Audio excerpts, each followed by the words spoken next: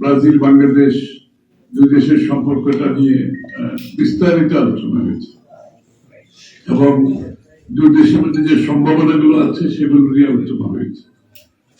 তার মধ্যে প্রথমত হচ্ছে এগ্রিকালচার, কৃষিতে যে কোঅপারেশন। আপনারা জানেন ব্রাজিল তো কৃষির দিক থেকে অনেক শক্তিশালী এবং এগিয়ে আছে। ব্রাজিল থেকে আমরা প্রচুর কমোডিটি ইম্পোর্ট করি, চিনি সহ, এবং আমরা ওখানে জুট রপ্তানি করতাম, কিন্তু একটা এম্বার্গো আছে, এখন ওটা আরো করবো আমি। ফার্মাসিউটিক্যালস এর কিছু রপ্তানি হচ্ছে, বাট আরো সম্ভাবনা আছে আমাদের। আর ব্রাজিলের গার্মেন্টস রপ্তানি হচ্ছে, সেখানে আরো বড় ধরনের সম্ভাবনা আছে, সেটা নিয়ে আলোচনা হয়েছে। দুই দেশের মধ্যে কৃষিতে কোঅপারেশনের ব্যাপারে আলোচনা হয়েছে।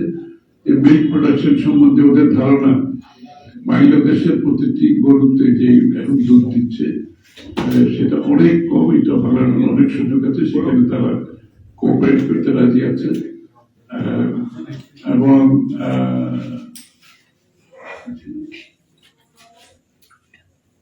খেলাধুলার স্পোর্টস এর ব্যাপারে এটা নিশ্চয়ই আপনারা সবাই ইন্টারেস্টেড।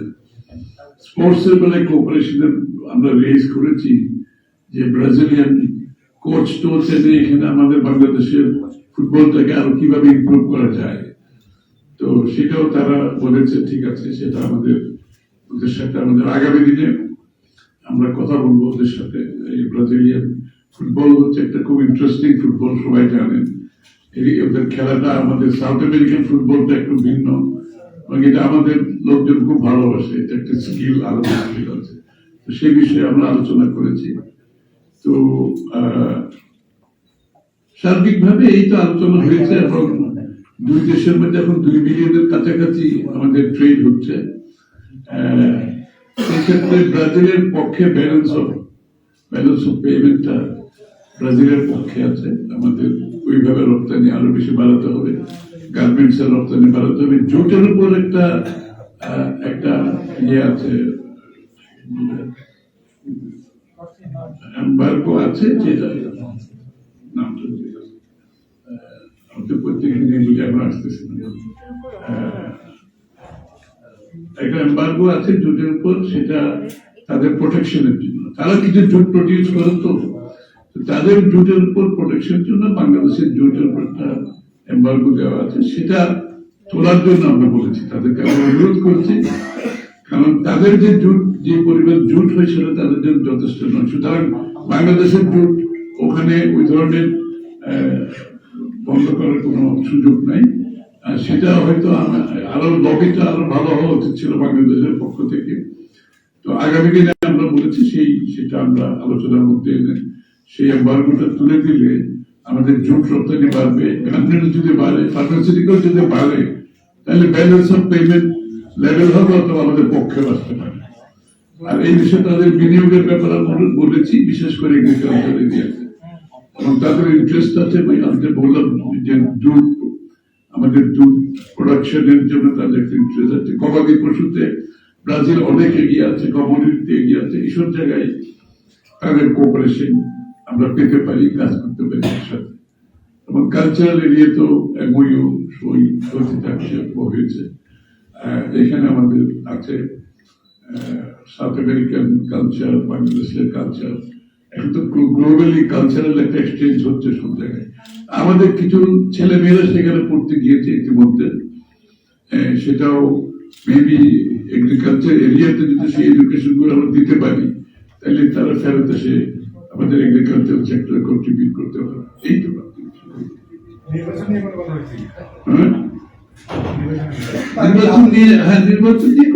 তারা মনে করে স্বাভাবিকভাবে নির্বাচন তো সবাই দেখতেছে, এখন তারা মন্তব্য করেছে নির্বাচন, তারা মনে করছে নির্বাচন হবে, এবং বাকিটা বলা যাবে না। দুধ এবং মাংস, গরুর মাংস আমদানির বিষয়ে রেড মিট তারা এক্সপোর্ট করতে চায়, তারা এখানে ওয়ার হাউস করতে চায়। বাংলাদেশে তো রেড মিটের একটা, আমাদের যদিও বা আমাদের দেশে গরু, গবাদি পশু খুব ভালো করছে, তারপরে আমাদের এই যে মাথা পিছু রেড মিটের কনজামশন তো কম। কারণ এত বেশি দাম যে সাধারণ মানুষ তো এটা অ্যাফোর্ড করতে পারেন না। তো তারা চিন্তা করতে প্ল্যান করছে বাংলাদেশে তারা ওয়্যার হাউস করে স্টোরেজ করে বড় আকারে এখানে মাংস রপ্তানি করতে পারবে কিনা সম্ভাবনা দেখছে। কারণ এখানে দাম তো অনেক বেশি এবং ইম্পোর্ট করলে কিন্তু তার থেকে অনেক কম হবে। তবে সাথে সাথে আমাদের যাতে গবাদি পশুর যে চাষবাস হচ্ছে এটা যাতে ক্ষতিগ্রস্ত না হয় সেটাও মাথায় রাখতে হবে। এবং তারা সাথে সাথে এখানে টেকনোলজি ট্রান্সফার করতে চাচ্ছে, তারা রপ্তানি করে মিট ক্রমান্বয়ে এই মিট গুলো যাতে বাংলাদেশে কম খরচে প্রোডাকশন করতে পারে কিনা সেটাও তারা ভাবছে। Thank you.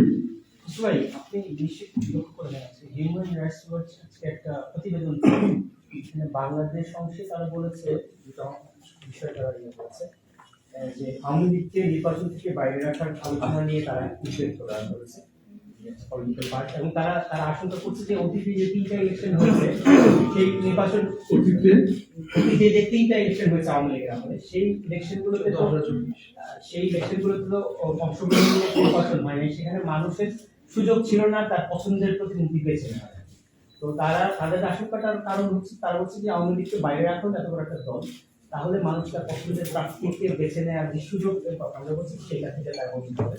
আরেকটা অংশে তারা বলেছে যে মানে আমাদের যে আইসিটি আইন আছে সেই আইনের মৃত্যুদণ্ডের যে ধারা সেইটি যদি বাতিল করা হয় তাহলে শেখ হাসিনাকে ফেরত দেওয়ার বিষয়ে তারা ভারতকে চাপ দিতে হবে, এই ধরনের প্রতিবেদনে তারা উল্লেখ করেছে। আর পুলিশের রিফর্ম নিয়ে তারা বলছে এটা আসলে রাজনীতির যেভাবে জড়িয়ে গেছে ব্যবহার করা হচ্ছে থেকে বের করে আনাটা কঠিন হবে, এবং র্যাব বিলুপ্তির ব্যাপারে তারা সুপারিশ করেছে যে এত অভিযোগ বাহিনীটা রাখা কোনো যৌক্তিকতা নেই। আমি সব জানলাম, তবে আজকের বিষয়ের উপর আমরা স্টিক করি, ঠিক আছে? এইটা প্রতিবেদনটা বিষয়ে আপনার একটু প্রতিক্রিয়া। আমি তো বললাম যে তোমাদেরকে ব্রাজিলের সাথে এটা কোনো সম্পর্ক